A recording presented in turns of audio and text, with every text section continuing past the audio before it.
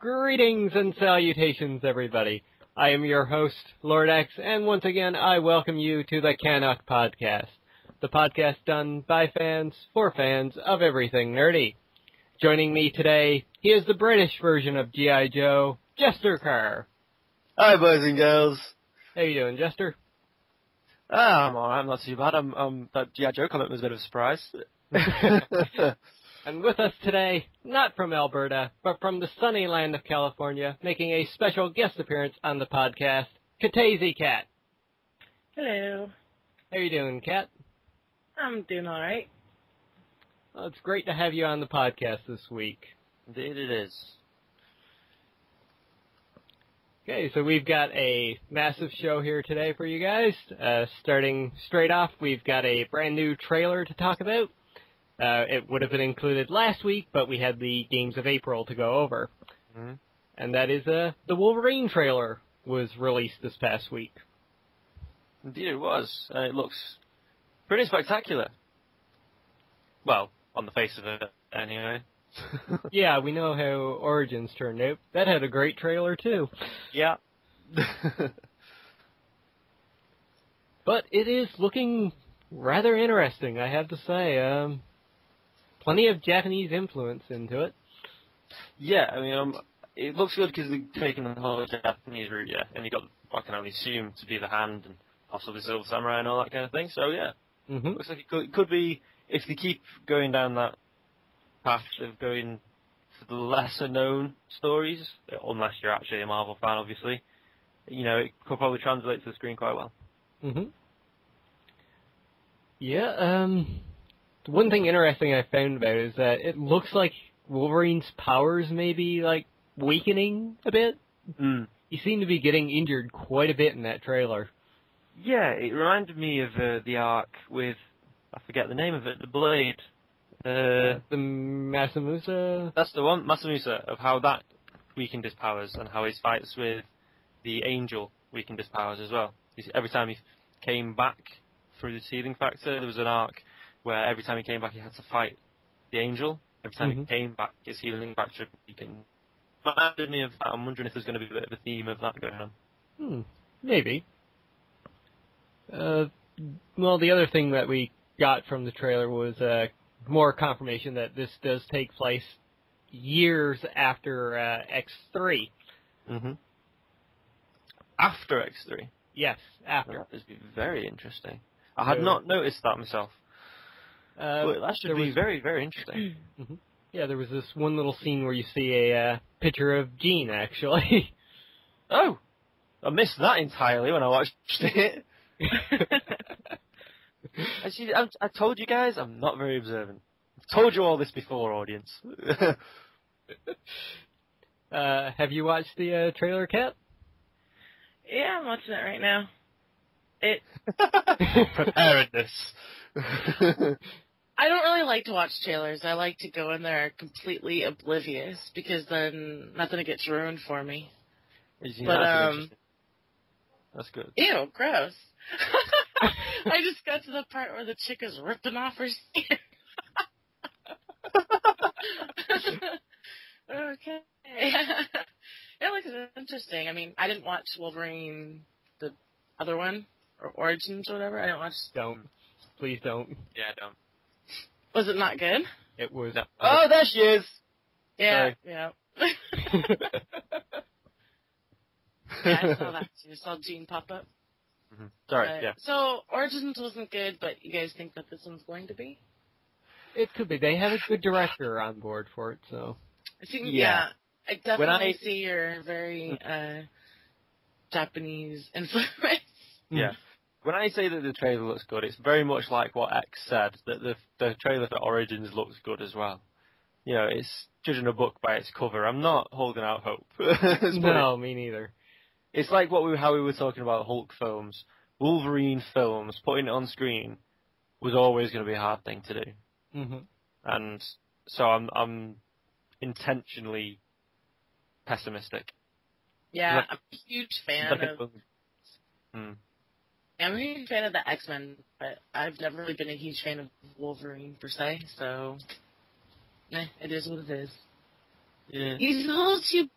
I'm sorry, but give somebody a couple swords and the ability to get hurt a lot, and you have Wolverine. You know what I mean? Mm-hmm. Like, he's nothing special to me personally. Like He's Deadpool. just another guy who's like a badass that can fight. I don't know. Mm-hmm. Go watch The guy that Batman. can get beat swords. That just sounds like Deadpool. I think we did that already. Yeah. But yeah, no, that's a fair point. Mm-hmm. So it depends what side of the fence you fall on for that one. Mm-hmm. So yeah, so we tap that one out then, boys and girls. And we're going to move on to our main news stories of the week. I'll introduce the first one. It has been confirmed that the suspected April Fool's prank of Telltale Games Poker Night 2 is actually a thing. Yay! The decks are very, very pleased by this because it does look insane. I'll say insanely good. Mm-hmm. It does look like it's going to be really good. I mean, if you love poker, you're gonna like it anyway. Yeah. But the characters that they have in this game is just amazing. Clincher for UX? Yes, very much so. I mean, the dealer alone was a clincher for me. Yeah. Same. It's between her and Claptrap. Definitely the ones that decided it for me. Yeah. Well, let's tell the audience, who are the characters in the dealer? Say again? Let's tell the people listening who they are. So yes, the dealer is the one and only GLaDOS. Everybody knows who GLaDOS is. Well, I hope everybody knows who GLaDOS is. And the other characters are set to be, obviously, Claptrap from Borderlands, Brock Sampson from the Venture Brothers, Sam from Sam & Max, returning from the first title, and Ash from the Evil Dead Army of Darkness games. Groovy. Mm. So, yeah, so that's no, good. No, it does look good. It looks at some of the graphics and some of the art and all that kind of thing. It looks like it's going to be, you know, your usual poker game, but with some really interesting stuff actually going on around the table. Mm-hmm. And by playing the game, you actually unlock stuff in other games. I was not aware of that. That's fantastic. You can unlock different skins for Borderlands characters. That's like, I think one of them is the Necromancer can get a head replacement that looks like Max from Sam & Max. I think on the PS3 version you can get custom themes. Team Fortress 2 items, I believe. There's something else too. For 360 version, you can get avatar items. Avatar items, yeah. And premium themes for PlayStation 3 as well. Mm-hmm. Yep. And the best part about the game itself, $4.99 on Steam. Boom. Got it. I've just bought it wrong. And by buying it, you can actually pre-purchase the game right now on Steam, and you get the first one for free. Oh, okay. I'm definitely buying it then. Definitely. Yep, I just did it the other day, and I've been playing the first one and just having a blast with it.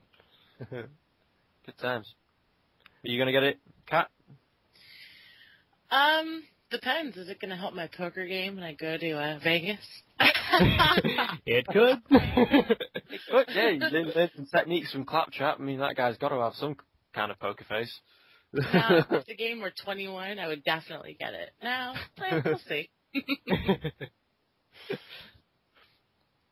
Right. Okay, so let's move on to our next story here. Kat, would you like to introduce it? Oh, I would, but I know nothing about it, so I'll let you guys go ahead and do it. We were warned this would happen, ladies and gentlemen. Yes. The audience. We were warned. Well, Valiant. Yeah. I tried. Our next story here, pretty straightforward. The Avengers are set to assemble in the United Kingdom. That's right. Like most Marvel movies these days. Yes. Avengers 2 will be filming in the UK come next summer, I do believe. Indeed.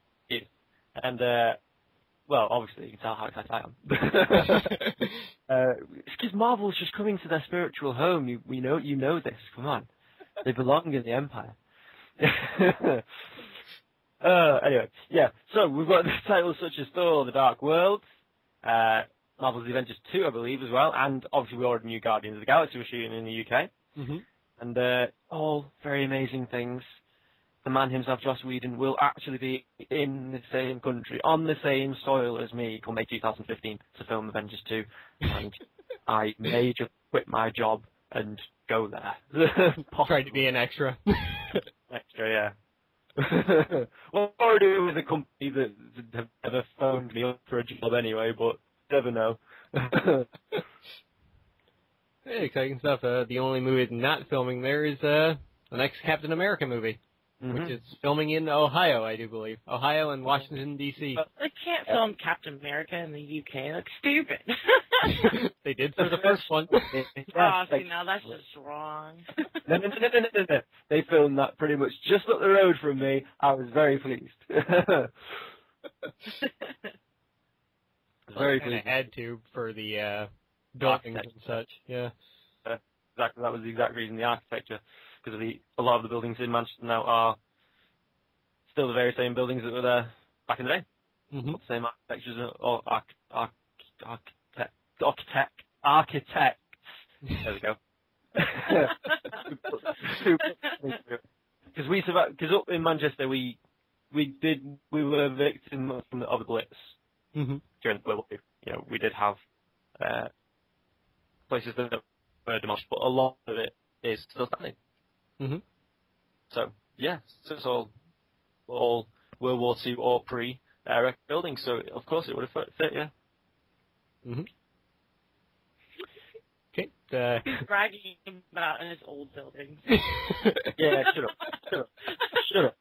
shut up. Anyway, moving swiftly on before my country gets insulted too much. Shin Megami, and this is one I don't know anything about, boys, but I'm being a good sport and introducing it anyway. Shin Megami Tensei 4 is coming to North America this summer for the Nintendo 3DS. It is indeed. It's actually the first game in the main series in 10 years. 10 years? Yep. The Shin Megami Tensei 3 came out 10 years ago. Bloody Nora. Yep. And this is actually... Is it? It's a Japanese role-playing game. Yep. Style is beautiful. It reminds me a little bit of... not Ni Kuni, what's the other one? Well, it's a little bit Ni-ish. Well, then you could say that of a lot of Japanese art. No, the art style is very beautiful. I have noticed that in the reading I have tried to do of it. But not being familiar with the series, I don't get it. Yeah, I never played it it in Japanese or is it in English? It will be translated in English. But I'm not gonna go like Japanese. I'm assuming they will still have a Japanese voice option on there, though. Oh, you have a disgrace on my family. Oh man, you're gonna offend a whole lot of people with that. Quite possibly. I don't mind. Come at me. Sorry. The only other interesting thing to note about this right now is the game is being priced at $49.99. It's actually going to be a $50 3DS game. So, jeez. Yeah. I may buy it, though. 3DS, because I don't have one. Yeah, I don't have any, so. Oh, well, we're well-educated in this area. Hey, if it can come out for the 3DS, it can come out for the PC, okay? It's true. She's right. Okay. So that's that pretty clear. So, a little side note here. You guys scroll down on that page and see that GIF that's on the comment section. The what? That's awesome. Ladies and gentlemen of the audience, for your benefit, if you were to go to Polygon and find this article on Megami Tensei 4 coming to North America this summer for the Nintendo 3DS, as I said before, you will see in the comment section a GIF that, for your benefit, I'm just going to describe is a girl. fling across a desk repeatedly from side to side, and I can't really say anything else. Is she happy? Is she scared? Is this happening? Yeah, I know. I expected from the tagline the commenters put as woohoo woohoo, but I don't know. But yeah, very very good catch. There seems to be a lot of excitement for this boys and girls, I think is the main point. Moving on before we all go nuts. Yes. I'm just curious, sorry, just curious.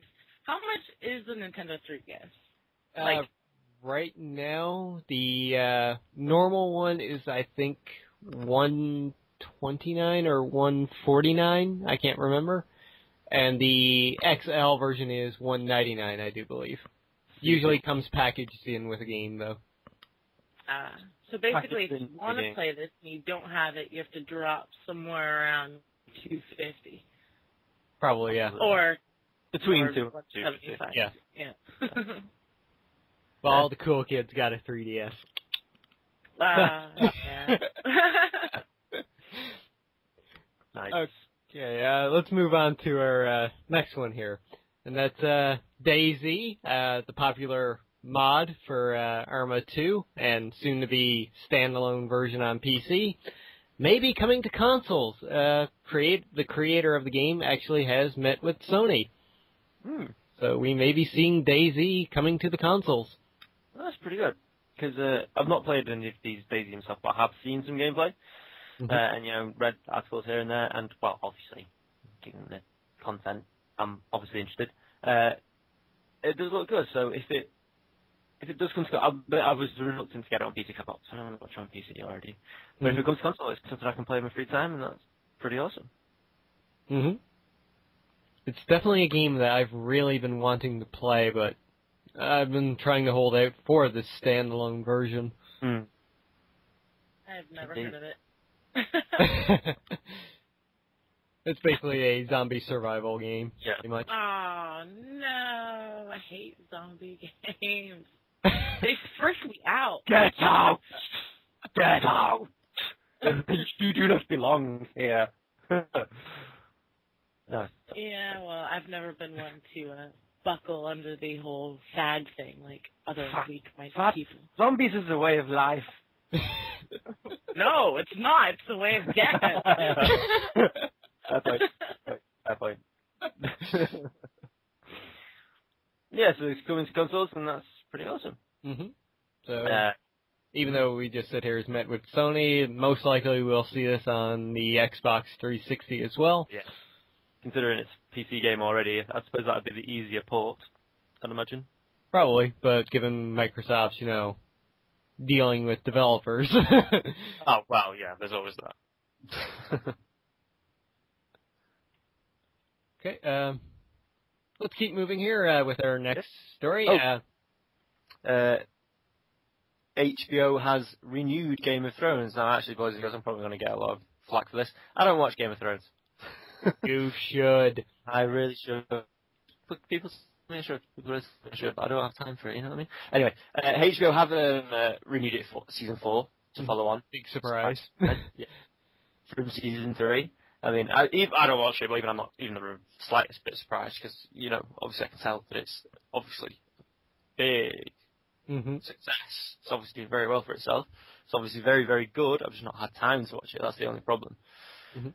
So yeah, HBO have renewed it for a 4th season. Yep. Is there any doubt? None, I don't think. Yeah. I think if they didn't do it, fans would probably riot. Probably. But you guys can maybe all their writers quit, and then they've got no choice. Just be glad it's not on Fox. Yeah, well, that is one show that they cannot put on Fox for the stuff they show. Oh, I just meant because Fox pretty much cancels everything. Yeah, Very they true. cancel it, or they boot it off to another network, and then that network rides out for like a couple of years, and they're like, yeah, this is working. You guys can first and for me. I know the Game of Thrones is based on the book series. Yep. Is it that each series is based on a book? Is that how it works? How they've done? So far, yes. Season 1 was pretty much book 1. Season 2 covered, I think, the majority of book 2. Season 3 is actually going to be the first half of Book 3. And Season 4 will be the second half. That's good. Now, see, that's, if you're going to make a book into anything on screen, that's the way you do it. Mm-hmm. Do a series. Not a film, do a series. They kind of have to with this. There's no way they could comprise it into a 2-hour-long movie. Yeah, but they try it with everything else. Very true. Watching it myself and having read the first book, they do a great job of following things pretty closely. Oh, I've heard, yeah. And by the way, it takes George R. Martin years to actually put out one fucking book. This as well, yeah. Yeah. HBO is soon going to catch up to Book 5. Definitely, yeah. I'd imagine so. I mean, but I suppose now they're splitting this one into 2 seasons. Mm-hmm. They've stretched. I haven't read Book 3 myself, but I've heard from friends that they pretty much had to cut this one into 2 seasons. And they've bought themselves some time there for George to catch up on writing his next book. So hopefully, hopefully it's not one of those situations where now he's made a TV. Now it's been a TV show and he's probably got mounds of money coming in. He's probably not just sitting on his gold throne. Hopefully, he's actually sitting at his gold typewriter. Yeah. Well, he needs to, disappoint so many more. Well, not disappoint, but make more fans cry. So I'm sure he's going to put out more books. Because the George R. R. Martin theory: make you fall in love with a character, then kill him the next page. Yeah. That's not bad. I might have to use that technique. Wait, are they actually killing off figures in the series? Oh yeah. Messed up. Yeah, pretty much Game of Thrones. Try not to fall in love with anybody, because they may die very soon. Now, hang on. Wait, sorry, I just need to switch for a sec. Because there's one, because on this matter, Dora, are you bothered about spoilers? Dora, are you bothered about spoilers? Sorry. About what? About Thrones. Oh, I don't watch it. Are you ever never mind. And actually, you've already watched it, obviously. Yep. Who in their right mind would ever get attached to a character Sean Bean plays in anything? You know he's going to die. Sometimes twice.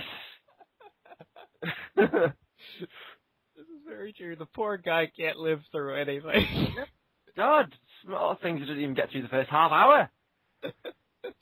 So yeah, anyway. So spoiler alert after the fact, audience. Yeah. So yeah, in regards to, it's kind of like The Walking Dead. Nobody's safe, really. Nobody's safe now. I don't watch that either. Oh, good God. I don't watch any of this crap. Ooh. Hey, zombies. Not interested. Careful. Game of Thrones, I've actually, honestly, surprisingly enough, I've never heard of it. What? Like, nobody at my work talks about it. Nobody that I know talks about it. That amazes me, really. Like, I hear about Walking Dead all the freaking time, but never heard of Game of Thrones. Wow. Oh, that's interesting, yeah. That one does surprise me, because I work with a few people that, one especially that hates fantasy stuff. I mean, he can't stand it. Went on break one day, and there he was reading Game of Thrones. They're like, what are you doing with that book? Reading it? Wow, okay. Yeah. So it brings in, people that usually don't like fantasy stuff, so. What it was. Is it like Lord of the Rings style? Kind of, yes. Yeah. But do you know what it was? Do you know why he was reading it? Why? Have you seen the show? Seen the amount of breasts, and then thought, oh, this would be a saucy read. Yeah. I bet after you left the room, he was like, gosh, reading this whole fucking book, there's no breasts yet. That's what it was. Yeah, that's the other thing about Game of Thrones. You have decapitations, next scene, breast. Decapitations, more breast. They're trying to condition men into not liking breasts anymore. All right, anyway. I think we should move on because we still have a definitely move on. cover. I think I have the next one here. Yep. Pretty sad news coming out here. Deadpool developer High Moon Studios has actually laid off 40 of its employees this past week, or last week, sorry. Sad times, more people being laid off. I mean, I guess Activision still hasn't made enough money from Call of Duty. How is that possible? Yeah. It's a sad time. I mean, hopefully this doesn't affect the developer too much. Exactly, yeah, because you don't want it having a knock-on effect to Deadpool. Mm-hmm. Wait, is this going to be a game? Yeah, Deadpool the game. Yeah. Huh, interesting. I shall link you to a trailer sometime. Oh, it is good. Is he, like, comedical, like, in the game, too? Yep. Oh, yeah. Cool. Nolan North. Nolan North. It's voiced by Nolan North. There's cameos in the game from Cable, Domino's in there, so... Cool. Yeah. And a few others as well. I think Psylocke has been mentioned in some form for the game. Yeah. The trophy mention of Bishop as well at one point, I think. Maybe, yeah. Cable's there, so who knows? Yeah. Genosha, the place is going to be in the game, so like Magneto's possible, I guess. Yeah. So X-Men characters. Wolverine's in the game, according to the trophy. So, what made them want to make Deadpool the game? Like, well, they had to do something to make up for the atrocity of Ryan Reynolds' Deadpool in the film. I mean, not that I think Ryan Reynolds couldn't do an awesome Deadpool. Wait, but Ryan Reynolds played Deadpool? He played Wade Wilson. Wade Wilson. He played Wade Wilson, yes. Didn't he also play, like, the Green Lantern, too? Yep. Yeah. This guy is just, like, hacking up the comics, isn't he? It's true. He's not a bad actor, but I guess he just doesn't get... No, I love him as an actor, and he was a good Wade Wilson. Mm-hmm. He just wasn't Deadpool. He actually wasn't. I don't think he actually did play like their version of Deadpool. That was like some other actor. Yeah. Huh. Interesting. But I've never seen Deadpool. There's a Deadpool movie? There's been one being talked about, and depending on the success of the game, Fox might actually go through with making it. But it would be they're kind of iffy onto it because it would be rated R, and they're not sure if like they would make a profit from it. And last I heard, it was going to be standalone as well. Yep. So we wouldn't have to worry about any fallout from X-Men Origin. Mm-hmm. Wait, Deadpool is an X-Men Origin? Yeah, that's in the Wolverine movie. Yeah. Oh, you didn't see it. Of course, you didn't see it. No, I haven't seen it. Yeah, forgot. I'm like, what are you guys talking about? I'm sitting here trying to make her remember. No, you won't, because you can't. Yeah. Like, Ryan don't watch it because they made a horrible Deadpool in that movie. They sewed his mouth shut. But you know what? Everybody didn't like, Catwoman and stuff like that, but I did, because I don't read the comics. I've got nothing to compare it to. Okay. So for me, it's a good movie. That's a fair point. I will tell you that is a fair point, but it's just not Deadpool. Yeah, I will tell you what they did with Deadpool in the movie here. They sewed his mouth shut. They gave him Cyclops' laser eyes. What? He had blades coming out of his arms. Oh my god. He could teleport. Yeah, it was an atrocity. Yeah. That's like nothing to do with Deadpool, like, at all, right? Exactly. So basically, they're like, "Hey, what? Deadpool? Let's completely change his entire character." Yep. Wow. Essentially. Yeah. Apparently, they tried to make it so his name meant something, I think, is what the original idea was, but then they ran with it too far. Mm-hmm. Yeah, it was the dead pool of, like, genetics from other mutants. Interesting, but not right. Yeah, exactly. But so back to the main news story. High Moon Studios have sacked a bunch of people. Yeah. Now these are the game developer, like these are the people that are working on the game that they fired, right? Yeah. Yeah. Possibly not directly on the same project. Possibly not those exact people. Mm-hmm. But people within the same company. Yep. So we wish them all the best of luck. Hopefully they will find jobs in other studios. I believe like people like Gearbox have like tweeted out saying like, here's our like job listings if you're interested, stuff like that. So there's people reaching out to them. It's usually a pattern how it works. It's usually someone like Gearbox or possibly even Bethesda, maybe. You know, they've hired in the past people who've been laid off. Yeah. Yep. So maybe, who knows? Best of luck to them. Best of luck to them indeed. And moving on now to the next news item. The War Z, because it's a Z, not a Z, has been taken offline after player information was compromised. Man, that game cannot catch a break. Not, can it? Well, to be fair, it is a pile of shit. Well, it should be noted that the original message came up on the War Z forums, which have also been taken down. And what it is it's the security of the War Z account sign up to play the game was compromised, much akin into the way of the Peace Network's big problem about a year ago-ish. So it's much in the same area as that, and obviously I don't think anybody's really too bothered. No. I think anybody who was playing the game.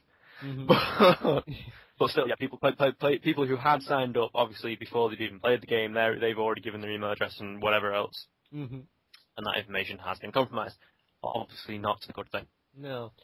A friend I was talking to was saying, like, it's like watching a train wreck, watching the War Z, because it just gets worse and worse and worse. Oh, yeah. So can you play as a zombie? Nope, it's another survival game where you're, like, in the zombie apocalypse. Yeah. It hits him like... an MMO! Come on, you should be able to play the zombies. I think they do, like, a Die Rise-esque kind of thing. It had an interesting promise, like some of the stuff that they were talking about originally, but yeah, it's a rip-off of the world of DayZ, really. Pretty much, yeah. So, if this goes back up online, people, just avoid it, because it's just going to get worse and worse. Oh yeah, totally. Just suck it off, seriously. And speaking of things getting worse and worse, we have our next news story. Probably not meaning worse, but the movie itself we're not looking forward to, and that's Will Arnett has joined Michael Bay's Ninja Turtles. No idea who he's playing, but he's in it. I mean, I like Will Arnett. I think he's an awesome actor from Arrested Development, but yeah. Maybe he's playing Shredder. Who knows? Well, the article itself says it's not been, as what you said yourself, it's not been confirmed exactly who, and they seem quite adamant on the fact that Master Splinter and Shredder haven't been cast yet, but he could easily be one of those two. Would be an interesting character for him to play. It would. I'd actually like to see him as Master Splinter, to be fair. Well, my original thought when I first heard about this story was that he was going to be playing Casey Jones, but it has been confirmed that at least that he's not playing Casey Jones. But that was my initial thought. But I'd like to see him as Master Splinter. I'd be interested to see how he can pull off a Master Splinter. If they'll go CGI or if they'll go makeup. I would imagine with Splinter they'll be doing the same thing as the Turtle CGI suits. Yeah. But still, it's well, we all know, boys and girls, how I've been reacting to the way this Michael Bay Ninja Turtles has been unfolding, unraveling. But yeah, the introduction of Will Arnett is one pro in the columns, I suppose, because as X says, he's a good actor. He's a funny actor. So who knows on that one? I just find it weird really to hard. this kind of stuff. Well, yeah, but I just find it really hard to be enthusiastic about this film because Michael Bay and Megan Fox. God. But no, yeah. So, can we move on, please? Sure. Before I just, Sure. Let's go. Serve up our next happy news. Oh, well. Disney, boys and girls, has shut down LucasArts. Now, this. Of all the news stories that have occurred this week, this is probably the one that most people are aware of. So, it's probably because there's no surprise to you that we're telling you this now, that LucasArts, has been shut down by Disney. But for any of those who have not actually read into this, it should be confirmed that they have shut down the firm or group or whatever you want to call it, but they are keeping the name as a licensing tool still. So even though they have cancelled the production of Star Wars 1313 and Star Wars Assault, yeah, I know. It is worth noting that the LucasArts name will still be used, and it's not as if Star Wars titles are actually going to stop stop being made. They'll just be made. Shut up. They'll just be.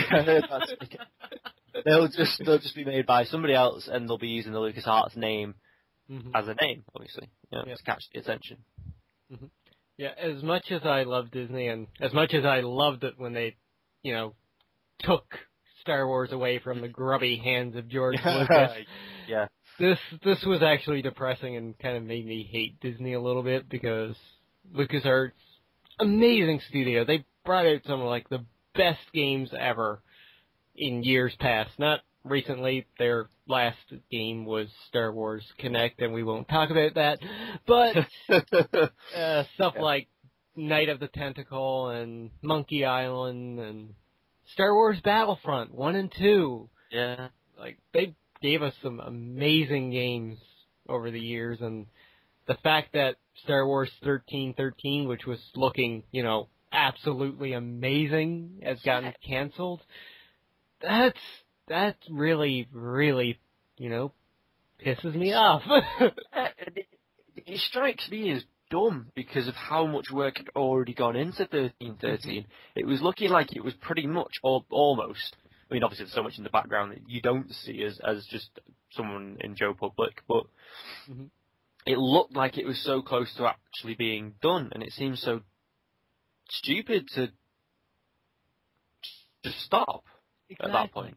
It seems like they're losing more money than they're making. Well, I suppose from Disney's perspective, they've not actually spent anything on this particular project, but still. And it makes you wonder now, too, like, how much Disney is going to milk the Star Wars franchise. Yeah. We're getting more movies. We know we're getting a new trilogy, and possibly spin-offs. But now we're going to get, like, more games like Star Wars Connect coming. And First Assault, that game, from what I know of it, was possibly going to be a building block towards Battlefront 3, too. If that game did well, they were actually going to make Battlefront 3. I'd read that, yeah. So, so pissed off. Kat, you said this is the only story you actually knew anything about before. Do you want to weigh in a little bit?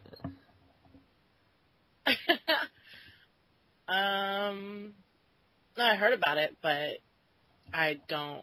I've watched one Star Wars film, and I've never played any Star Wars stuff, so it really doesn't mean anything to me. But I don't know. I like Disney. Disney's awesome, and I'm sure they'll figure out what to do. See, it's always good to get the perspective of somebody on the outside, I suppose. Well, yeah, but maybe that outside person should actually, have something to do with the actual thing. But That's when you'll be on the outside. I suppose. I don't know. I think Disney's done, I don't know, they've done really well throughout the years, but then they've also focused a lot on, kiddie stuff. So kind of taking over something that's more geared towards adults. I don't know. Well, one could say, like, the original Star Wars films, they were family movies, really. Yeah. The first one, especially Episode 4, that was made for everybody. Well, most everybody, okay. But, like you said, Disney has done great stuff. I mean, what they've done with Marvel has been amazing. So, and same with a lot of Pixar. people didn't think that was going to work out. but it did. Same thing with Pixar. We get great stuff from them still after Disney bought them. That's a good point, yeah. Man, Disney is like the Walmart of the entertainment industry. Well, I will put it this way. In 2015, they are going to own the movies because they have the Avengers. All the movies. Well, pretty much. Look at the list we got here. We got true. the Avengers 2 coming out in 2015. We got Star Wars Episode 7 in 2015. We have Finding Dory, the sequel to Finding Nemo, coming out in 2015. Oh, jeez. Oh, my God. I didn't even hear about that one. The more I've read about that, the more I'm actually thinking it could be okay. Oh, man. It's going to take them a long time to find that girl.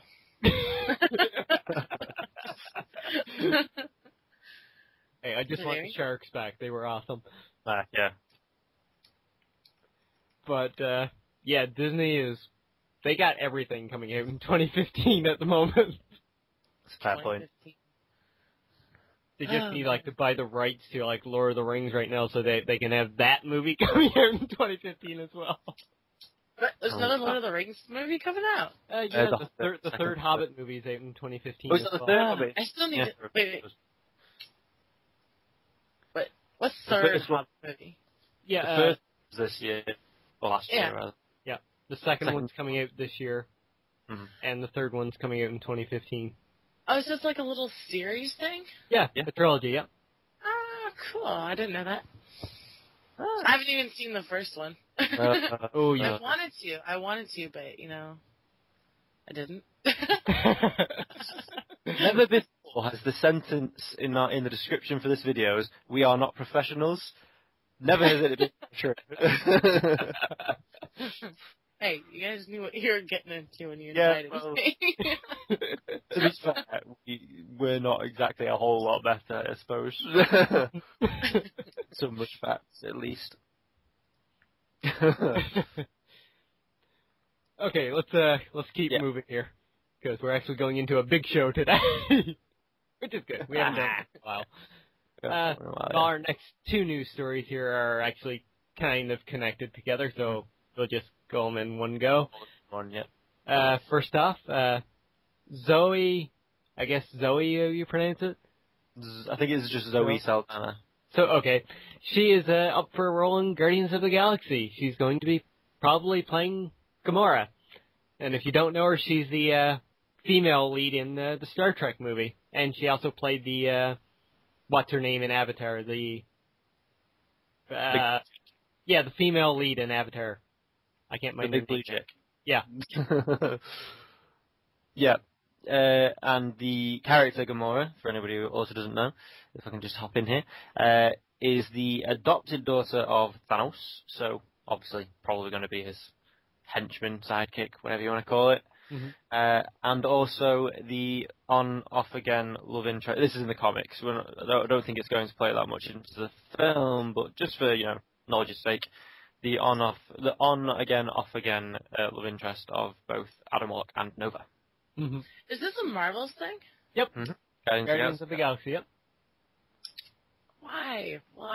Just why? What? Why? Why do you have to touch upon space when there's so much crap going on Earth? Because we need Rocket Raccoon. That is the only reason why. Yeah. No. But they're doing this pretty much to introduce, Thanos, I guess. Yeah. Well, yeah. Since the Avengers was pretty. It was heavily suggested that all that Chitauri stuff and Thanos at the end there was space. It was just another part of space and the Cosmic Cube just opened like a wormhole, closed those 2 points together. So, yeah, the Guardians of the Galaxy explores the fact that you've got Thanos and the Chitauri up there in space. And I mean, if they can get this movie to work and people to love it, they can get anything to work after that. Oh, yeah. Oh, yeah, definitely. I mean, they could stick up Stiltman on screen and people would I can't believe they're making this a movie. I'm excited. I think it's going to be really, really good. I honestly believe it's going to be really good. Yep. I've got high hopes for it as well. And while we mentioned Thanos here, it's also being said that Thanos is getting a henchman in the film. That the controller is rumored to be in the movie as well. Ah, indeed. Which, if you guess, he controls people. Yeah.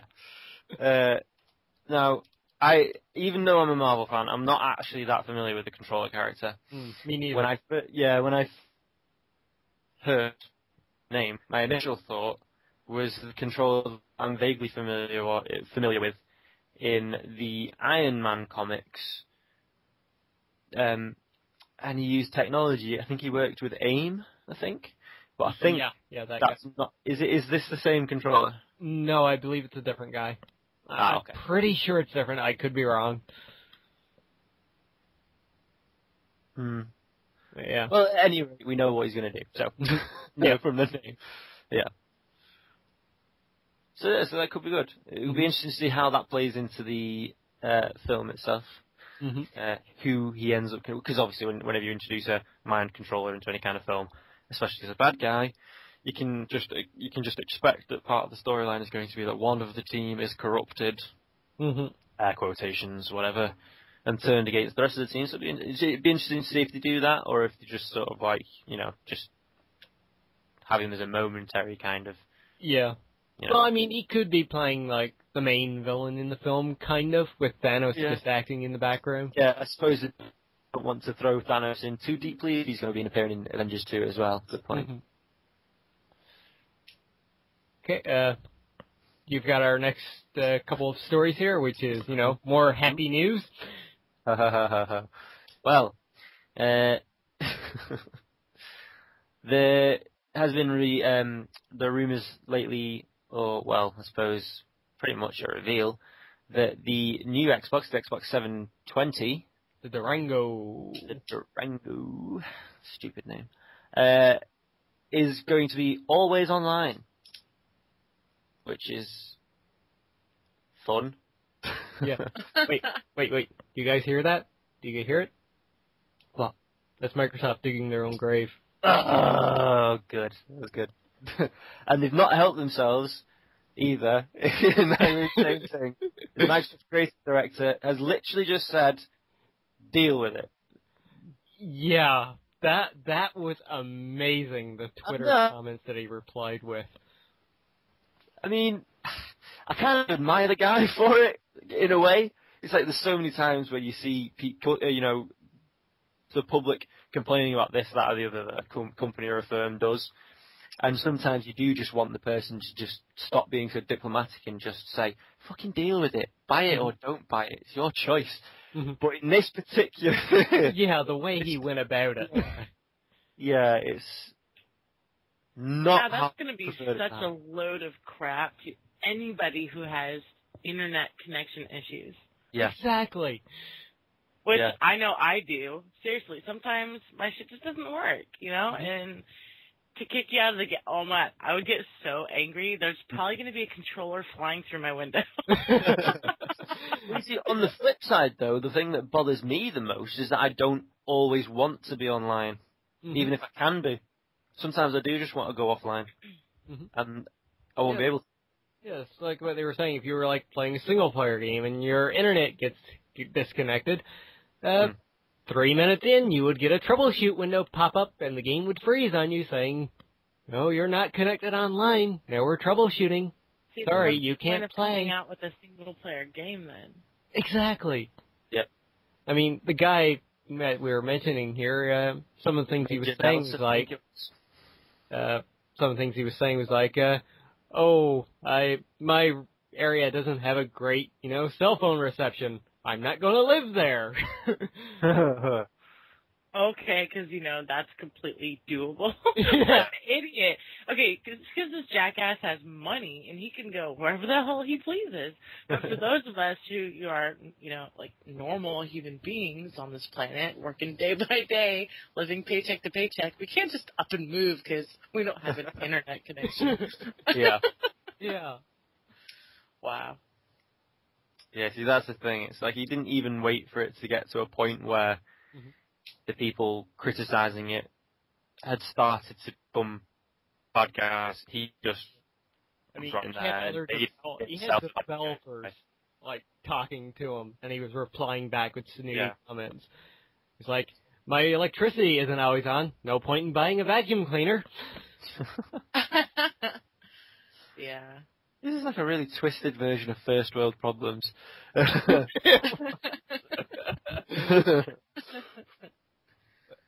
don't know. So yeah, always online Xbox, definitely a bad idea, and just made worse. But the whole controversy of the whole thing just made entirely worse by making the system reaction. Yeah. Mm-hmm. So I know dumb. it's the last story on here, but since we're talking about this, we might as well bring it in as well. There's another rumor going around that Microsoft might be planning their Xbox reveal for May 21st. May 21st. And it makes you wonder if anything regarding to this guy and their always online stuff has made them push their reveal from April back into May so that they can sort out a bunch of shit. Yeah, do some damage control maybe, yeah. Because there's been a lot of hate coming out towards Microsoft right now. Oh, yeah. Of this. Yeah. I mean, we've talked about it before, like, friends of ours that are, like, solely Xbox players. Mm-hmm. They're, like, really hating on Microsoft and saying, well, screw it, I'm going to go and buy a PlayStation 4 instead. Yeah, definitely. Well, yeah. I mean, it's not a surprise, that's the thing.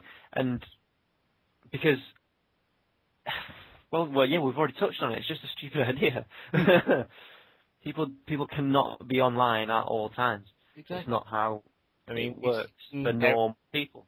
Mm-hmm. And we've seen how wonderfully that's worked for, like, Diablo 3 and SimCity. Oh, God, don't even get started on SimCity. That was just bad news from the get-go. Mm-hmm. Eh. But, yeah, Microsoft. I mean, I'm not a big Xbox gamer, but please sort this out. I mean, I'm Team Sony pretty much all the way, but... Sick of hearing it, aren't you? It's just like, I want to hear this every time I turn around. Yeah. I like competition in the market. It drives everybody to do better. And yeah, but this isn't even competition. This is firm suicide. Yeah.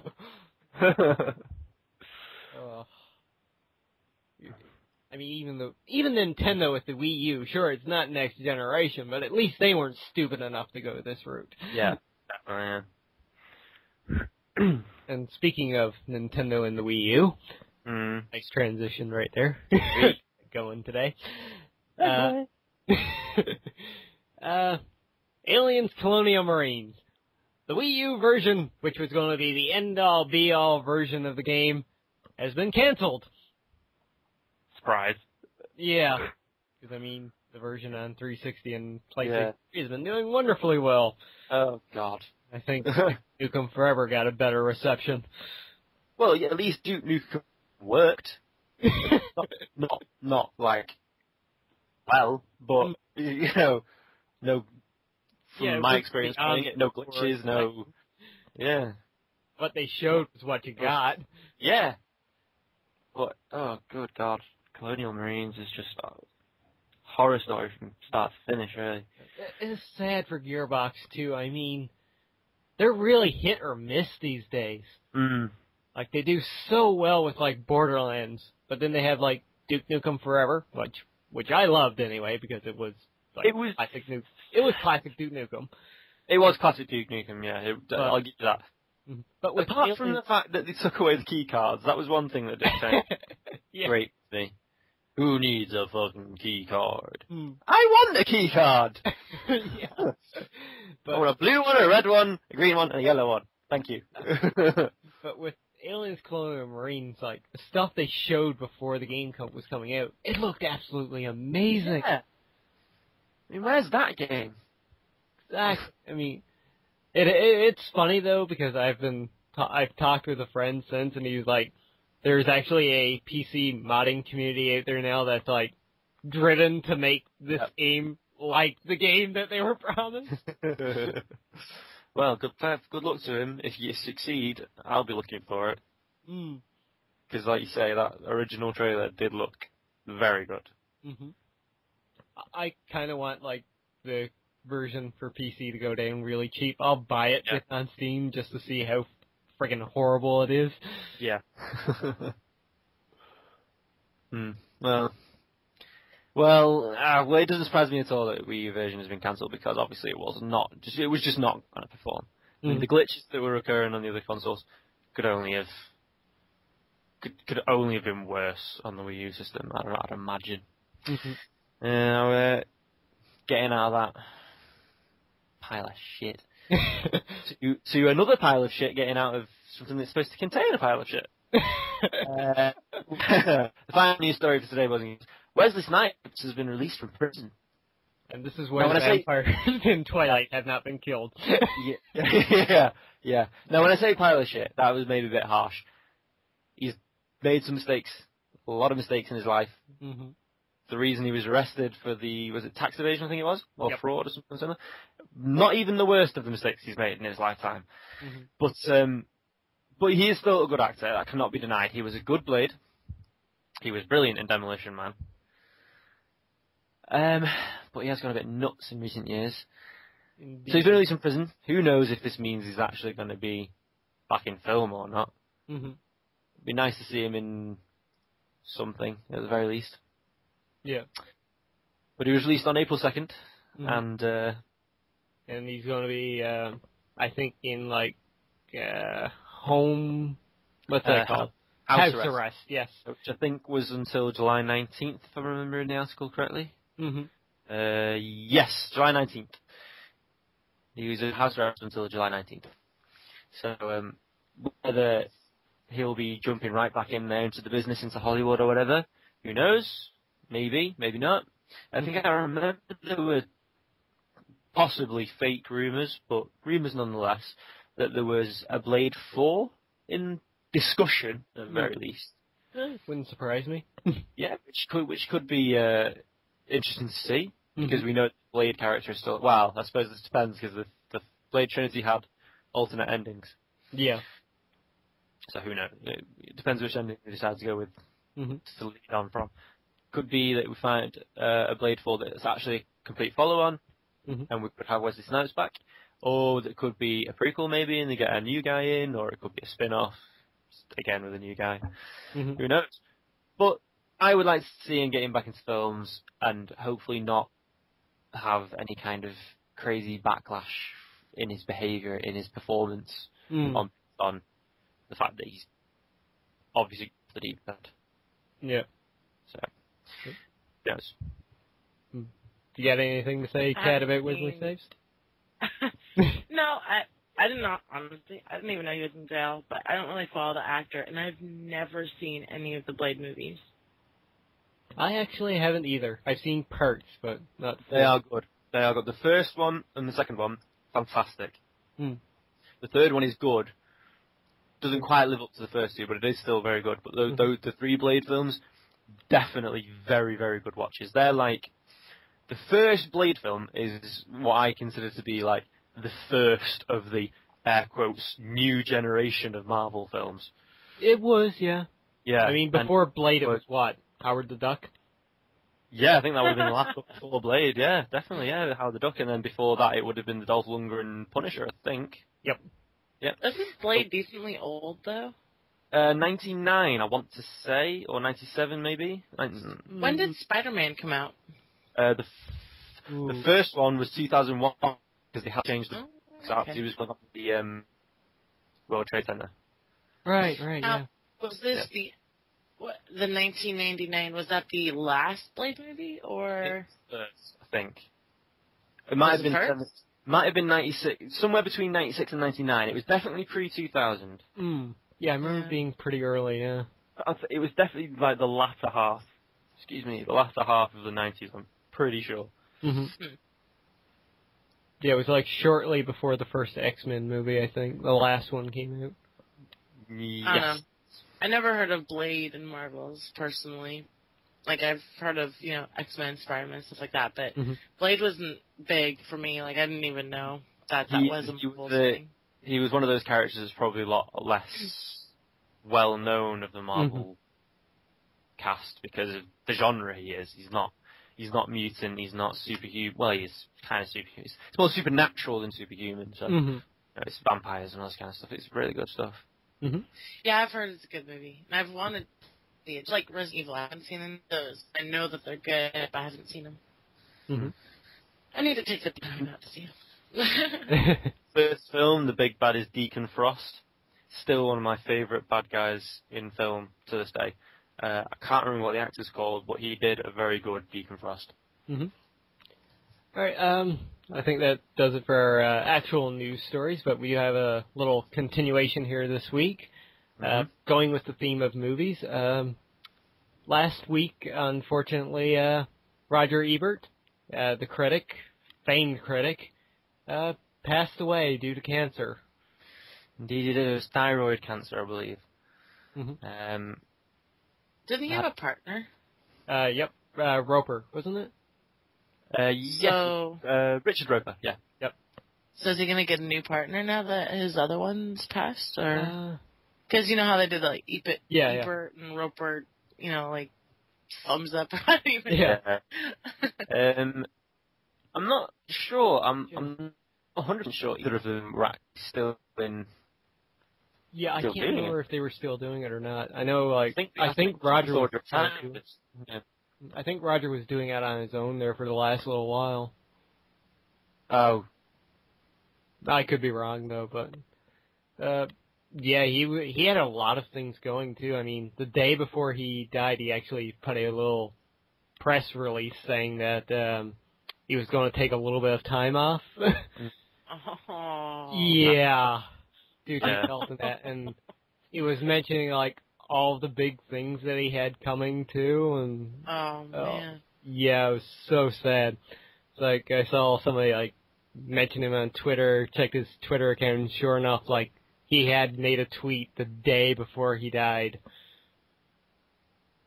It's an unfortunate situation. Very, very... How old was he? He 70. was... Yep, 70. Oh, that's sad. He was not 2 months away from his 71st birthday. Wow. It's unfortunate. I mean, he was a living legend, really. I mean, he was, definitely. And he was one of those... He was the critic. I can't say one of those critics. He was the critic. He was the critic, yeah. And he treated every movie equally. If it was a popcorn flick or if it was like a art piece movie, everything was equal in his eyes for poking and prodding. Yeah. He pulled no punches, yet at the same time he wasn't needlessly cynical. He was a consummate professional, basically. He was very, very good at what he did. It's very much a shame that he's no longer with us. And I thought for this week, for doing the podcast here, that just for a little bit, not for very long, though, we could just talk a little bit about our favorite or least favorite movies of all time. Of all time? Yes, of all time. Oh, wow, that's a long list. Because I'm one of those people, I've mentioned it before, I'm one of those people that can pretty much enjoy anything they watch. And usually my favourite, if someone asks me what my favourite is, I usually just kind of go with the first thing that comes to mind, which very often ends up being just the last thing I watched. But no, if I had to really think about it, and we have been talking about a few films now, so I'm sort of in the mindset, I suppose my favourite film of all time... Oh, God, you guys go first, because I'm going to think about this. All right, Kat, do you want to go first? Oh, man. I mean, I'm in the same mindset that, like, it's hard to pick your most favorite. You could just pick the one that, you know, pops to mind when you think of it. But I'd say the first one that you know, popped to mind as my most favorite movie was probably, like, Moulin Rouge. Oh, good choice. I love musicals. I love the actors in that movie. And it was just put together so well. I like it. I mean, the music was great. You could listen to the soundtrack, and that was great. And the story was amazing. Cried practically every time you watch it. It was a really, really good movie. I've got backup choices too. I got other movies which I absolutely love, but Moulin Rouge is the first one that pops to mind when I think of my favorite. UX? I think the one that always comes to my mind is probably a bit silly here, but Forrest Gump. That one always springs to my mind all the time when... That movie's sad. It is sad. It's good, but it's so sad.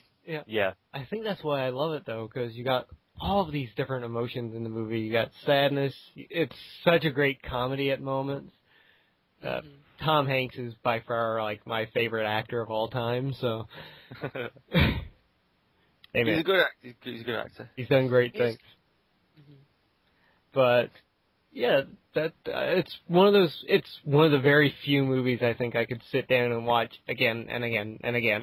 Even if it came on TV, like, repeated, like, back to back. Yeah. And watch it back to back. I think one really good thing about that movie, which you don't see a lot, especially nowadays, is, like, how they incorporate time into the movie. They made it so smooth. It wasn't like, whoa, wait a minute. Like, they're just thrusting you into different time periods. They made it just like, it was so, I mean, it was a long movie, so they were able to do it better, but it was really good with the time transitions. I think I might have decided on my one. Okay. If we're talking, it's the same criteria you guys use, something that actually moved you, and something that stuck with you, and that had a bit of everything in it, I'd probably have to go with Gran Torino. With Clint Eastwood. I haven't seen that. Yeah, I've never heard of it. It's a lot more recent compared to those two. About 2-3 years ago, I think. Very cool. Clint Eastwood today, He doesn't talk to a chair into it, does he? Doesn't talk to a chair. Well, he talks to a dog. No, he plays an old man who lives in a neighbourhood that he's lived in pretty much, his whole married life kind of thing. His wife dies. He's got absolutely no relationship with his sons because he was a military man. And his neighbourhood has been pretty much taken over. It's become immigrants who moved into the country. I mean, legal immigrants. It's not a film about these people that belong here kind of thing. It's like he's the last remaining white man in a neighbourhood that has become Korean, basically. Okay.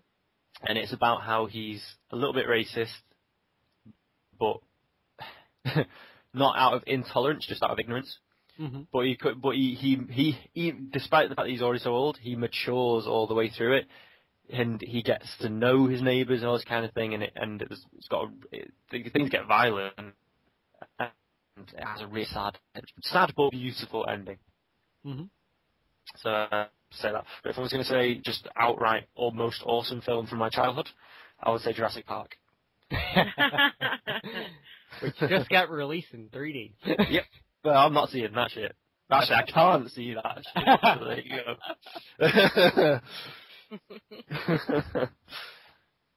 go. Jurassic Park holds a lot of memories for me, too.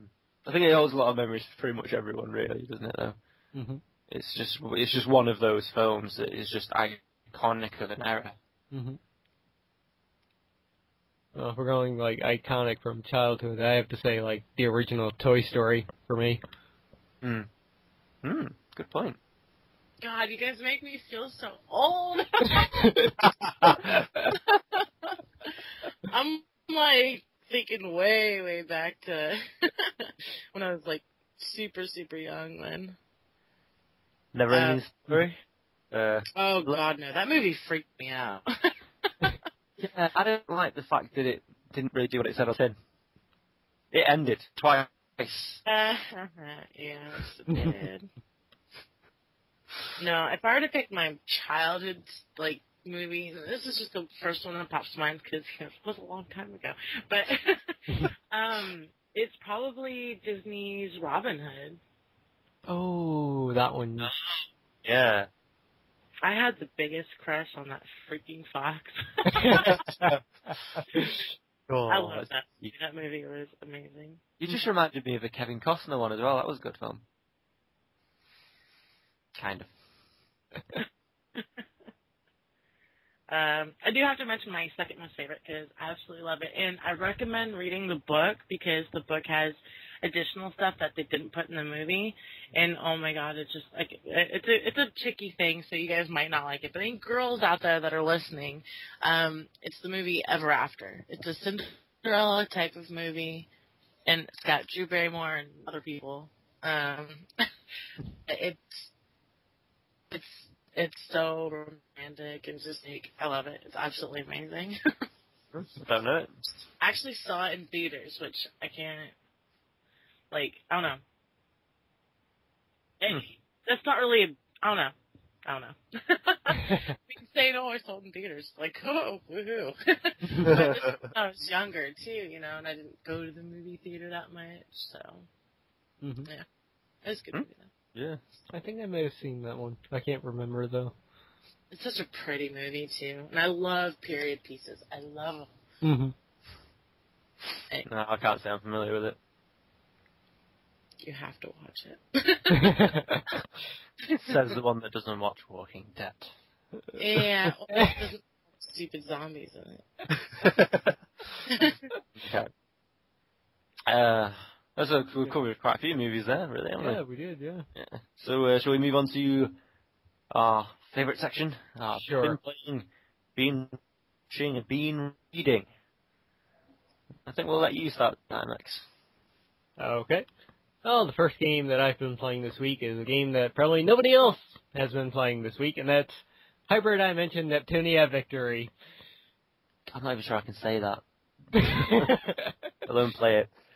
It is the third game in a quirky JRPG series based around pretty much the console wars again, where you have characters representing PlayStation, 360, PlayStation, Microsoft, Nintendo, and Sega. That actually sounds pretty cool. It is. It's a funny series. I mean, it's definitely not for everybody. There's quite a few awkward situations, I can say. Okay. The characters aren't, well, they're kind of represented by teenage girls, pretty much. Right. And there's quite a few sexual... Because what else do guys like to play with? And there's quite a few sexual themes going around in the movie, in the game. Not as bad as the second one, where you pretty much had tentacles involved, but I won't mention any of that. Oh, God. But it's fun. It's funny. There's lots of video game references in there. A couple of the NPCs popping around, which you can. There's no really walking around towns or anything, but there's little pictures of NPCs that you can click on and they'll say a few things. In the Nintendo section, there was a guy dressed in red with a red hat and he had a mustache. He was called Mayro. And there was actually a second guy that was almost the exact same thing, but he was wearing green. He was named Player 2. And he was, when you click onto him, he was talking about how he was complaining about how he was second fiddle. And how he was going to strike out on his own. But he was tired of mansions and looking for people. That's good. So the best one I think came in the form of in PlayStation, the PlayStation area, which there was a guy hidden in under a cardboard box. It was a cardboard box with just an eye poking out, and the character was named Snake Pater, Hayter, after the actor, of course. Yeah. Would you like? That's good. Be quiet. I'm doing stealth tactics here. But yeah, there's tons of stuff like that. It's a fun series if you want joking around for different video game stuff. Yeah. But again, definitely not for everybody. It's really attracting the niche JRPG market. Alright, yeah. Well, I don't know. I think that's probably the market is growing if it involves tentacles and teenage girls. So, yeah. Not that I'm complaining. But, yeah. Now Jester goes out to try and find MK2, the second game in the series. Oh, I know his name, yeah. Anyway. This last week I've been playing, as usual, pretty much my LPs, as I said before. It's pretty much the only time I get to play games these days. I mean, every now and then I'll do a little bit on Minecraft here or there, that kind of thing, but, nothing significant. Otherwise, it's just my LPs, as usual. If you go over to my channel that we'll talk about later to check them out. Okay. What about you, Dora? Kat, sorry. Twice. So many names. Yeah. I do not. Anyway. I've got, yeah. I don't really play a whole lot of, I stick to one game at a time just because, I don't know, I'm weird like that. But I've been playing DC Universe Online, which is really fun. It's surprisingly fun. I wish it were a little bit more, I don't know, a little bit more, like, wider span. I don't know. It seems like you can only do certain things, and then once you do it, it's like, okay. If you create another character, it's like, okay, well, let's go do the same thing again, just with different powers. So I wish there's a little bit more to it, but for being a free game online, then it's really good. The graphics are good. It's kind of fun to play a, superhuman kind of character. So, eh. I downloaded it myself recently. Probably get into it soon. Probably play together. Yep. I think the DLC were on. The DLC was on too the other day for half off. Oh, that's cool. Mm-hmm. Wait, a free game has a paid DLC? Well, Halo started to make money. Oh, yeah. Well, yeah, good point. That point. Yeah, you can get extra stuff. You can buy stuff like weapons and clothing kind of crap. You can get downloadable content if you want to add different types of powers or different storylines. Mm-hmm. Yeah, the one I picked up was the Green Lantern pack, so you can make your own Green Lanterns. I have that one, and I have the electricity one. Okay. The Flash one. I don't know. Oh, cool. But yeah, the way it works is if you it's a free online game. You can play it for free. You could do everything everybody else does, but you can only have 2 characters. If you spend $5 in their marketplace, like just period $5 on anything, then you get 6 characters. You get 6 character slots, and you get premium status. Not premium. Is it premium?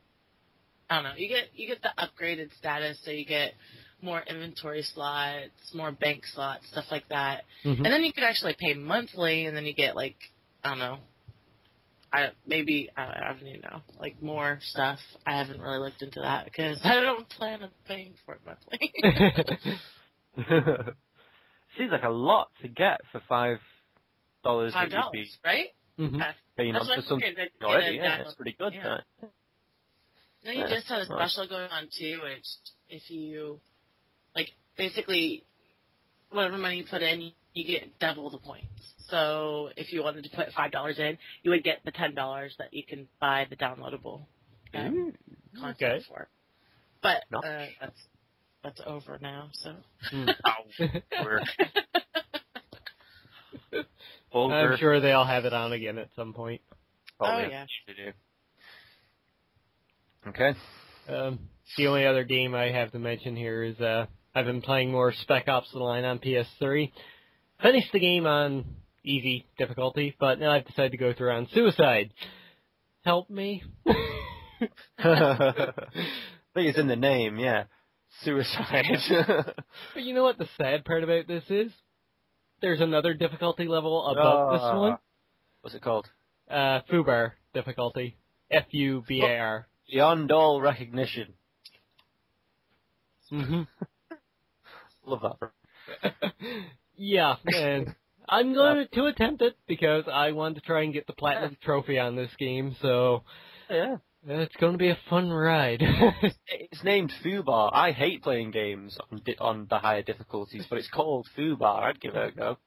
Just for the name. Yeah, I'm assuming it's one shot and you're dead, because at this point I'm taking 2-3 hits and I'm dying on suicide difficulty, so yeah.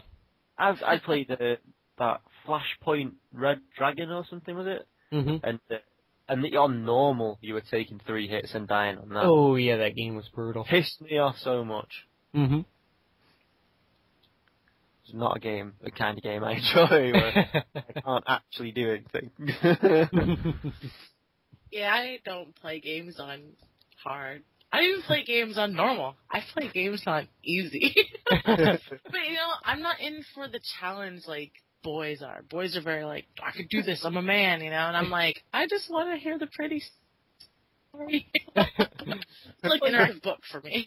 Well, usually that's the case for me, too. I just wanted to experience the story and everything. In regards to this one, I just want to get all the trophies.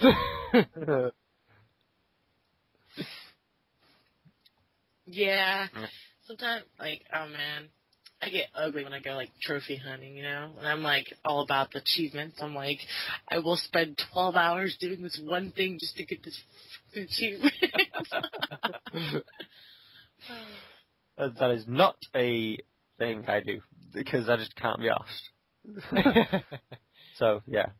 But the trophies and achievements are pretty. Yeah. What's wrong? That's real. Sure they are. Uh-huh. See them, they're real. But, as for been watching, I'm gonna start this one because mine are pretty shitty. I've been watching a lot of the season 2 of Grimm recently, which is, I mean, it's actually really good. It takes the Brothers Grimm tales and thrusts them into the world that we know. And I love stories that do that take both things and throw them together in a way that makes sense. I said the same thing about when we were talking about Telltale's new game last week. You thrust those 2 very different worlds that could be the same thing together. Brilliant. And I also watched a film that I picked it up because it was about £3, and it had Mila Kunis on the box. Always a winner. But it actually turned out to be pretty funny. And Justin Timberlake, who's an okay actor, I don't mind him, is actually pretty funny in it. It's a nice film. It's a bit chick flicky, but it kind of does it in a way that guys can kind of identify with as well, because it knows what it is. It's pretty good. What was it called? Yeah, you Friends didn't with mention Benefits. that. Sorry. Friends with Benefits. The film called Friends with Benefits, just into like and Mila Kunis. That's what it is. It's good. Right on. What's the one thing you've been watching, Kat? Oh. Or both? Yeah, they're not anything new or special. I've just been watching the seasons of Gilmore Girls and Friends lately. I get on my little kicks. Ooh, next I'm going to be going on to Angel and Buffy again. I'm excited for those. But I'm on the last season of Gilmore Girls right now, which is, the ending of that season is just not right. But, whatever. As for Friends, I'm like season 4, so I got quite a ways to go on that one. Awesome shows. I never watched much of Gilmore Girls, but Friends was good. Gilmore Girls is definitely for the female. Mm-hmm. Yeah. Yeah. Yeah, my sister was very much into it, but not me. Yeah. As for myself this week in the watching section, I've got 2 movies here. One easy enough to gloss over, and that's I watched The Avengers again, my usual monthly kick of the movie. And what a good movie it is. Mm-hmm. Again, going back to favorite movies, by far in my top 5. Yeah. And the second movie that I watched, I actually went out to the theater and I watched G.I. Joe Retaliation. And going with what Big Boss said last week, the movie is absolutely fantastic. I mean, so much better than the first one. That's good to know, because I'd heard the same thing. Go on. Sorry. I just gotta say, so this is a G.I. Joe thingy. If they were to come out with a Barbie film, would you go watch that? No. But it's Barbie. They are She making likes- Barbie films, though. She Just that she looks like... Anyway. But yeah. G.I. Joe is definitely worth a watch. I mean, it has The Rock, it has Bruce Willis, it has Ray Stevenson into it, so... Wait, who's Joe? Bruce Willis, Yeah. isn't it? Yeah. Yep. He was the original Joe. I can honestly say I have never, ever seen a movie that had The Rock in it. Really? You should. He's actually pretty good. I've never seen a movie with him in it. Let's see. Race to Witch Mountain, that was good. Deadpool, that was good. Welcome to the Jungle. Walking Tall was fantastic. Yes, that one was great. Love that film. Scorpion King. Scorpion King was okay. No, it was alright, yeah. Well, we all know the best I movie just of all watched that time. one in my mind, somewhere in the back of my head, I'm comparing it to Mummy. It just sounds exciting. It's not the same thing, but I can't not compare it. Mm-hmm. He was okay. He was pretty good in the fifth Fast and Furious, but you know, people are kind of often on about Fast and Furious series anyway. So that's up to your personal preference. One better in the next one though. Yeah, he is. What are you saying, Kat? I haven't seen any of the Fast and the Furious movies either. They're good. I actually quite like them. Don't worry, Kat. I haven't seen them either. That is one of the ones that I will freely admit is it's a you either love it or you hate it. It's just that kind of film, but I like. The one film I have seen Dwayne Johnson in that he wasn't particularly good in, because I don't think it was very well written for the kind of acting he can do, was there's a film called Faster. Nothing to do with the Fast and Furious. That could have been a better film, but I don't think they wrote it very well for him to act. Yeah. There's the next one coming out, Pain and Gain, looks pretty good though. The one with Mark Wahlberg and I cannot remember the next guy into it. It's pretty much an action comedy. Yeah. It is done by Michael Bay, so word of warning there, but... Well, it's an action comedy, so you can kind of get away with them. I mean, you expect explosions in that. Yeah, it looks weird. He's also cast as Drax the Destroyer in Guardians of the Galaxy as well, of course. No, that's Batista. Hang on, was it? Shit, Batista. I'm getting the wrestlers mixed up, alright? You're right, you're absolutely right. You're absolutely right. He was in talks for it, though, at one point, wasn't he? He was in talks to play Lobo at one point. Oh, but that's where I'm getting mixed up, then, yeah. Comic book characters, yeah. Oh, well, there you go, then. Okay, let's move on to our bin reading section. And, Kat, do you want to start off this one? Sure. You guys probably never heard any of what I've been reading, but, okay. I've currently been reading V.C. Andrews' The Ruby series. All of her books are amazing. I love every single book she's ever come out with. It's been really good. It's a very sick and twisted and weird, just really just messed up kind of a book. They're honest. I can't even... It is good. It's got everything. It's got just... It's just messed up. If you like reading things that are just wrong in every possible way, like, they're good. I mean, these are the kind of books that make you angry at the characters. You're giving us a shining recommendation here. But it is, though. I mean, it's not like, oh, yay, I'm going to go dance under rainbows. And, or it's not, it's not like a thriller where you're, like, hiding under your covers or anything like that. But it's a lot of character issues. It's a lot of family issues, character issues. And, I mean, you're talking, okay, this writer really likes incest. And I'll leave it at that. Okay. Yeah. Yeah, let's leave it at that. But they're good books. They're really good books. They're definitely for adults, not for children. Yeah, they're really good. The other book I've been reading, which is really hard to read, is Vanity Fair. I love the movie. The movie's great. Mm-hmm. But the writer's just, it's weird. Yeah. Or she, or whoever's writing it. I have heard that book is really difficult. I used to study literature and creative writing, and that was on the syllabus. Thankfully, my unit managed to avoid the fuck out of it, because all the other units were scarred by the process. Yeah. It's supposed to be notoriously hard to get through.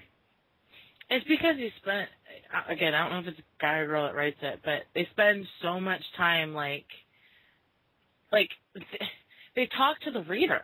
Like, okay, I know this next part, or I know this part was a little boring. I'm paraphrasing, but they'll say, like, oh, this last part was really boring, and I know it was really hard to get to, but I have to set it up for this part. He actually says stuff like that in the book. It's just like, what? That's it. Yeah. Wow. And then he'll go on. Oh my God, there was a page where he was just listing off the family lineage of this one person, just names, just back-to-back names. It's like, okay, so it was like the Bible. Yeah. Kind of, yeah. Abraham got Jacob, and Jacob begot Jebediah. Kinda, pretty much. It's a weird book. It's good. It's a really good book. I love the story. The movie, again, highly recommend the movie. Amazing movie, and they did a good job in making it enjoyable from the book. But the book is really hard to read. Good.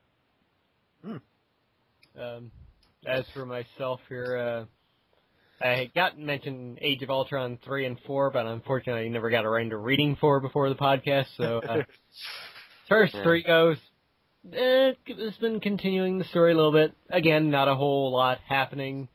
There was a big reveal at the end of the book, which could provide some interesting happenings, definitely. And other than that, I finished reading The Covenant of Genesis today. Great ending. Fantastic way they finished off the book. And can't wait to read the next one. Yeah. As for myself, I've been saying the last couple of weeks that I've been reading the second in Michael Grant's series, Hunger, and I mentioned before how it pretty much follows on in the mood and setting of Gone. Much in the same way, Kat's book is a little bit twisted. Her book is very twisted. It involves incest.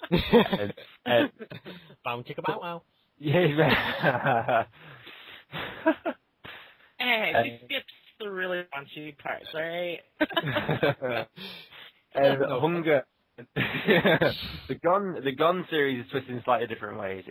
I've explained it before how it's a small community that gets sectioned off from the rest of the world, and anybody aged 15 or over disappears, and that leads to all these circumstances of, basically they actually said it outright at one point in the first book, there were babies left alone in houses for months on end, and then these kids that are 14 and under stumble upon this as they're trying to sort of try and form their own society. So it's got its own twisted moments in different ways. Mm-hmm. But it's very cleverly written so that you could still feasibly see young teenagers reading this book and not being scarred. For the most part. But anyway, Hunger very much follows on the story, takes it to whole new heights of excitement. It's a very exciting story. These kids, and the city is near a power plant and gain powers because of the radiation and all this kind of stuff. And then animals and the creatures in the area have all mutated as well. Brilliant book. And it ended very, very well. Nice. And once I finished that, I started reading City of Bones of the Mortal Instruments series, because a friend at work recommended them because there's a film being made of the first one, City of Bones, soon. So I figured, why not? I'll give it a shot. I've only gotten through about 6 pages so far, but it's pretty good. It strikes me kind of like a grittier, slightly more adult Twilight. In a way, like less broody and sulky and whingy, more actually violent. And, you know, I like to think of the vampire myth as inherently being quite, what's the word? You know, amorous. You know, kind of like this whole thing about bodily fluids and into someone's neck, that kind of thing. I go in with that whole sort of lustful kind of theme of the vampire thing, which I'm hoping is I've interpreted that right, because if I have, the story set to be pretty good. Okay then. So I've heard good things about the book as well. I've got a friend at work that keeps telling me to read it. It's good. Okay then. So yeah, that takes us on to you introduce it. I introduced the last one. Okay. Okay, that brings us into our second last segment here, and that's our shameless self-promotion segment, where we kind of rag on how awesome we are and what we're doing. For the most part, well, we try anyway. Yeah. Jester, for this one, I want you to go last because you have a special announcement. I have a special air quotes announcement. So yeah, okay, I'll say last year. I'll get mine out of the way first here. For me, the usual still going up, Super Mario RPG and Spec Ops: The Line. But I've also stuck up a recruitment video for Oregon Trail Director's Cut, where I'm asking people to submit their names in to join me on a zombie apocalypse trip across the country. So feel free to drop your name into that. Otherwise, some videos... Yeah, join the group. Other from that, some videos may be delayed this week just because I haven't been feeling all too well. Damn cold has been attacking me the last couple of days. So hopefully that gets resolved soon and I can, you know, pump out the usual videos every day. Kat, why don't you have a channel? Why don't you tell us? Well, I do have a channel, but I'm sporadic at best in not updating my stuff. I currently have like 4 Let's Plays going, but they're all kind of halted. I started DC Universe, but again, it's a co-op and it's going to be up whenever we feel like putting it up, kind of a thing. I'm wanting to get into some new stuff, which might make me kind of filter off my old stuff, but for now, nothing really is happening. But hey, feel free to go watch the old stuff; they're all good. Yes, they are. I suppose that goes on to me and my special announcement. My special announcement is to start off with. Well, I'll explain the reasons for first off. My real life situation has become a lot more hectic recently with work and all that kind of stuff, and trying to concentrate on some things more than others, kind of thing. You know, what I really want to be doing with my time, because as I told you all before, writing is my big love. Over on jesterconceptions.blogspot.co.uk, if any of you have gone over and read you know, my stories and all that kind of thing, that's what I love doing. And I've always done my YouTube videos over on youtube.com/JesterCat13. I do that because I'm trying to attract attention, do something that I enjoy doing, and maybe, you know, farm you guys over there like cattle. But there's some bad news in the fact that my home life has gone a bit more hectic recently. This is actually going to be the last of the CanUK podcast I will be taking part in for at the very least for the foreseeable future, while everything else is going on, because unfortunately I just don't have time to do everything, and this will also be most likely affecting my activity on my own YouTube channel as well, because with everything else going on with work and everything, what time I do get in front of my computer, I'm going to be concentrating on my writing. So we'll see how that all works out. I'm hoping that I can get everything sorted out so I can come back at some point, hopefully in the future. Well, we want you back. For the time back. being, yeah.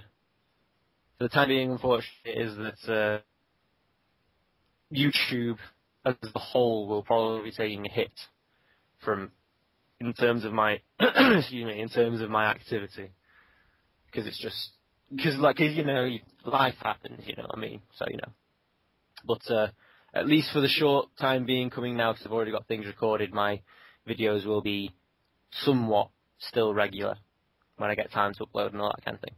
But eventually you may see that I start to dwindle a little bit there. But my blog, my writing will still be going. Remains unaffected. Okay. So sorry about that, guys. Well, Jester, I'm sure I speak for everybody watching here.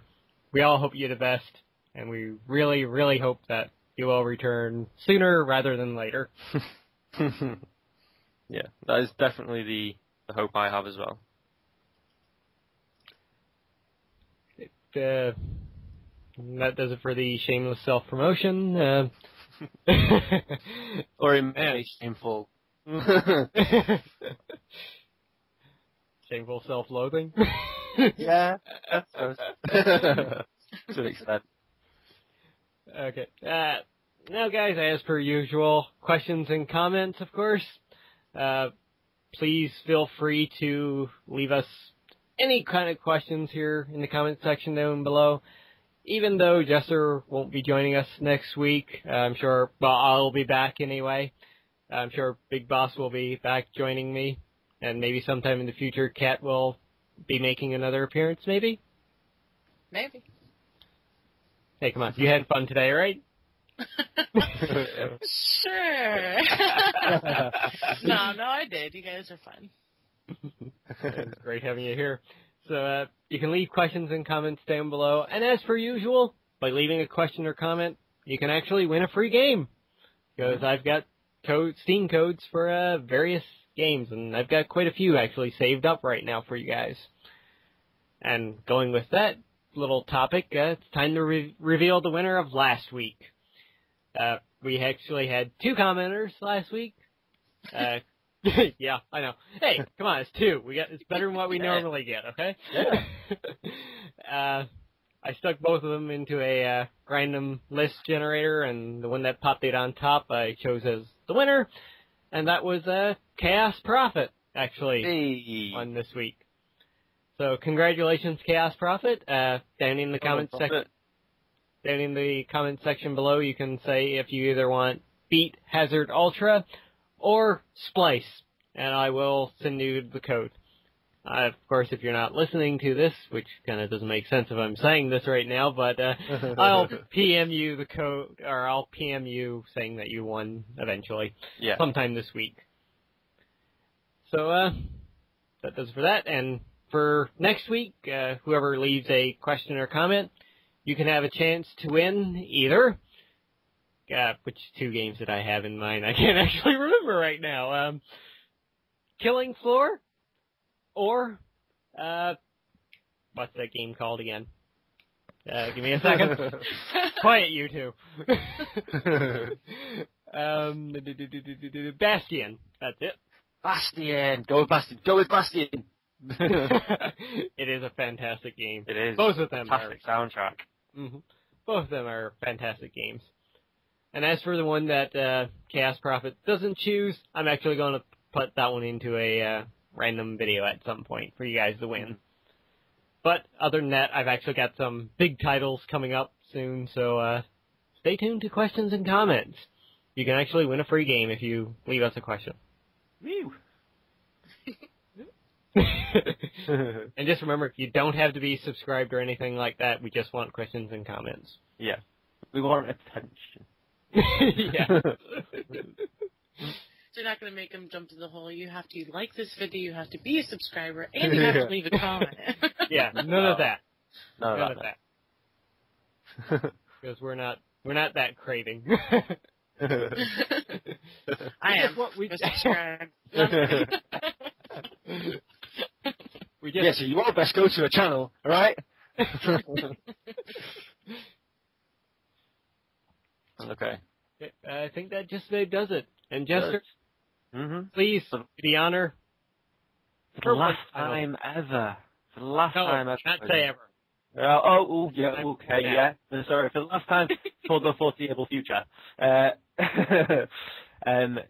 It's been great as ever having you here listening to us, guys. We've had a lot of fun doing this for you. I've been Jessica 13. He's been the Lord X. And she's been Kat. Thank you. And we'll see you, or well, they'll see you next week. Goodbye, everybody. And Kat, Yeah. thank you for joining us. Thank you, Kat. Not a problem. Thank you for having me. And that's a wrap.